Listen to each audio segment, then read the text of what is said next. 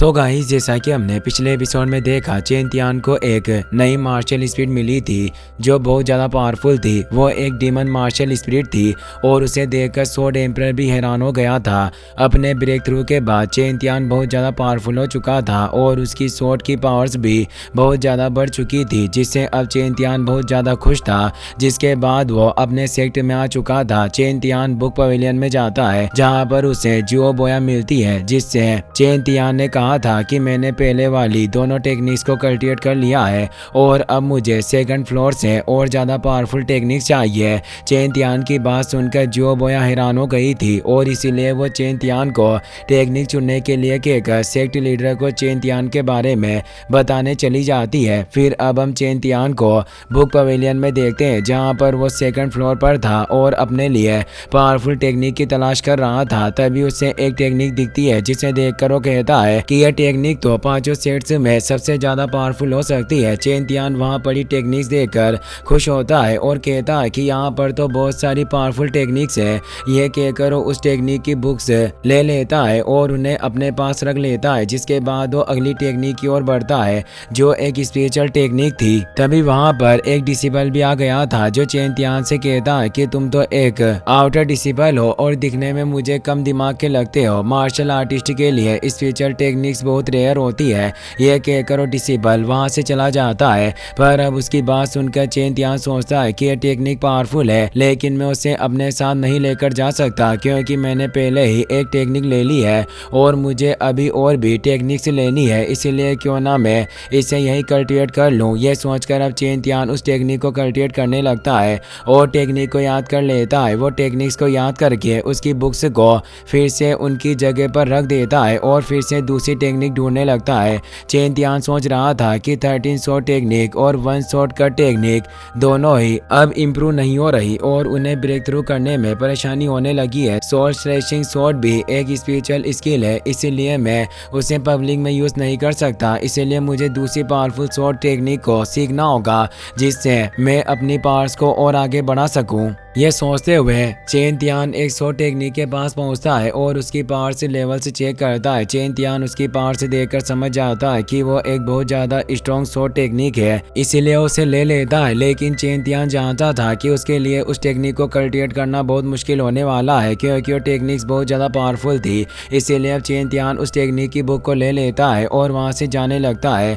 लेकिन तभी उसके आगे एक डिसिबल आ जाता है जो तियानजोंग सेक्ट का इनर डिसिबल था और उसका नाम शेनलिन था। वो चेन तियान को रोकता है और उसे कहता है कि मुझे वो शॉट टेक्निक चाहिए जो तुमने ली है। चेन तियान उस डिसिबल को देखता है और उसे कहता है कि टेक्निक मैंने पहले चुनी है, इसीलिए अब मेरी है। जब मैं इसे वापस लौटा दूंगा तब तुम इसे ले लेना। शेनलिन चेन तियान से कहता है कि तुम्हारी स्ट्रेंथ के साथ ये स्किल तुम्हारे किसी काम की नहीं है, तुम इसे ले जाकर अपना और मेरा दोनों का टाइम वेस्ट कर रहे हो। तभी अब वहाँ पर दो डिसिबल्स और आ जाते हैं जो चेन तियान और शेनलिन के बीच हो रही आर्गुमेंट्स को सुनने लगते हैं। चेन तियान शेनलिन से कहता है कि सभी इनर डिसिबल्स इतने घमंडी क्यों होते हैं, पर चेन तियान की बात सुनकर शेनलिन उसे कहता है कि तुम मुझे वो टेक्निक दे दो, नहीं तो मैं तुम्हें बहुत पीटूंगा। मगर अब चेन तियान उसे इग्नोर करके वहां से जाने लगता है, जिससे शेनलिन को बहुत गुस्सा आता है और वो चेन तियान के ऊपर अटैक करने लगता है। उसे ऐसा करते देखकर चेन तियान रुक जाता है और उसे कहता है कि बुक पवेलियन है,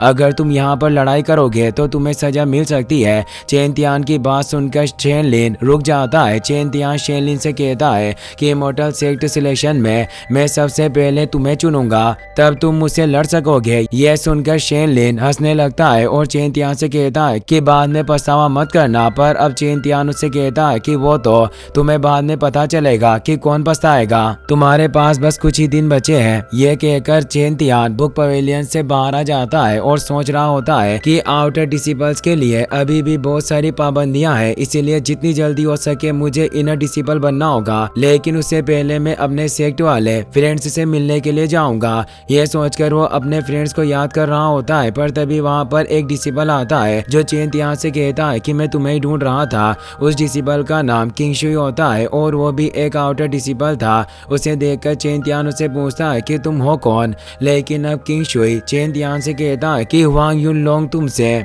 मिलना चाहता है, मेरे साथ साथ चलो। चेन तियान उसकी बात सुनता है और उससे कहता है कि मैं नहीं जानता कि तुम किसकी बात कर रहे हो, तुम उसे जाकर कहो कि उसे मुझसे मिलना है तो खुद आकर मिल ले। यह कहकर चेन तियान वहाँ से जाने लगता है, पर अब वो लड़का इवियन का नाम लेता है, जिसे सुनकर चेन तियान अपनी स्वॉर्ड निकाल लेता है और उसके गले पर लगाकर उससे इवियन के बारे में पूछता है।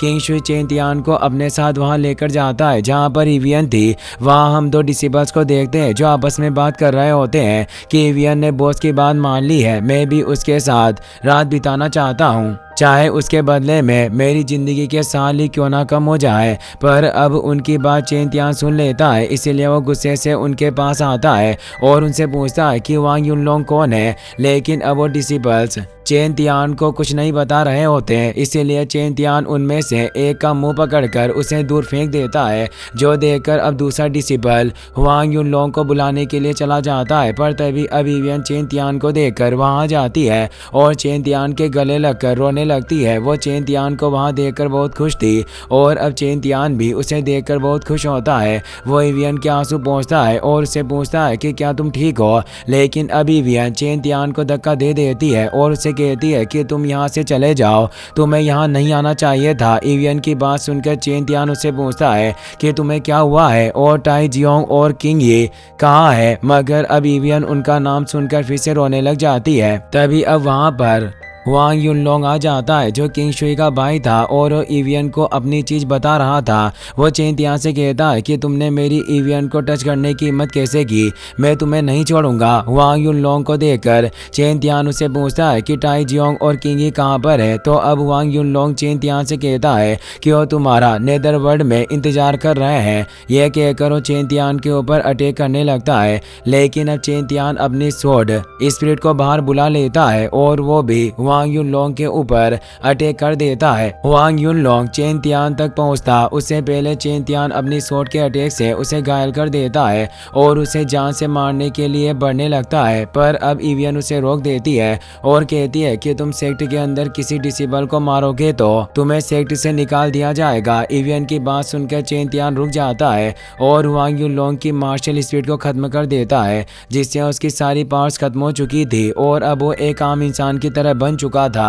अपने भाई की यह हालत देखकर किंग शुई डर जाता है और खुद की जान बचाने के लिए चेन तियान से माफी मांगने लगता है। चेन तियान उससे टाई जियोंग और किंगी के बारे में पूछता है, इसीलिए वो चेन तियान को बता देता है कि वो कहाँ पर है और ये बताकर वो बेहोश हो जाता है। चेन तियान अब अपने साथियों को ढूंढने के लिए वांग युनलोंग के घर के अंदर बनी जेल में आता है, जहाँ पर वो एक केज को देखता है जिसमें किंगी के खून से सने कपड़े पड़े थे, जिन्हें देखकर वो समझ जाता है कि किंगी मर चुका है। लेकिन तभी उसे किसी की आवाज आती है जो एक कपड़े से ढके केज से आ रही थी, इसीलिए चेन तियान उस कपड़े को हटाकर देखता है तो उस केज में उसे टाई जियोंग दिखता है, जो बहुत बुरी तरह से घायल था क्योंकि उन लोगों ने उसे टॉर्चर किया था। टाई जियोंग कपड़ा हटाते ही डर जाता है क्योंकि वो कुछ देख नहीं पा रहा होता। चेन तियान टाई जियोंग की ऐसी हालत देखकर बहुत दुखी था, इसलिए वो टाई जियोंग से कहता है कि ये मैं हूँ चेन तियान। चेन तियान की आवाज सुनकर टाई जियोंग उसे पहचान लेता है और उसे कहता है कि चेन तियान तुम आ गए। और इसी के साथ ये एपिसोड यहीं पर खत्म हो जाता है।